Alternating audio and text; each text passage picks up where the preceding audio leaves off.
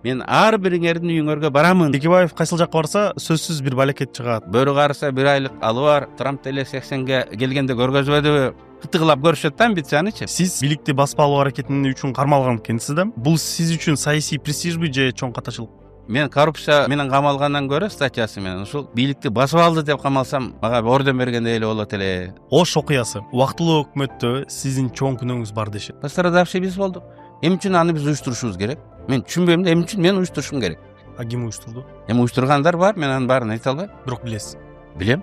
Сизде кличкаңыз бар экен, түбөлүк талапкер деген. Анткени сиз 3 жолу президенттик шайлоого катышып, бирок ийгиликке жетпепсиз. Мен өзүм уттум деп эсептейм. Көбүнчөлөр айтат экен да, Атамбаевдин келишине эң чоң салымды сиз кошконсуз деп. Ал сууга түшкөн тооктой болуп кирип келди. Кире берген босогодогу креслого отурду. Өмүкө иттик менден кетти, кечир деди да. 2010-жылы сиз бийликке келгенде Сашиев, Жапаров башында турган Ата журт партиясына куугунтук уюштурган экенсиз. Эми азыр Камчыбек Кыдыршаевди жакшы көргөн укам деп айтып жүрөсүз да, азыр эле айтып атпайсызбы? Буну кантип түшүнсө болот? Камчы үйүнө чакырды резиденция. Баргандан кийин ака коюп не кыласыз? Германияга барып элем, мындай жакшы аксакал катары иштеп жүрбөйсүзбү?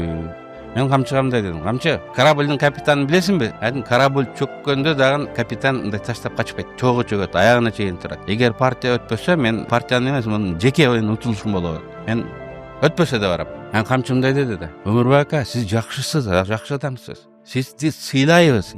Бирок баары өтпөйсүз дейт. Мени сыйлашса, жакшы көрсө эмне үчүн өтпөйүн десем, коёмун дедим. Өтпөй калды. Анан кайра сунуш түштү. Элчи болуп иштеп бериңиз деп.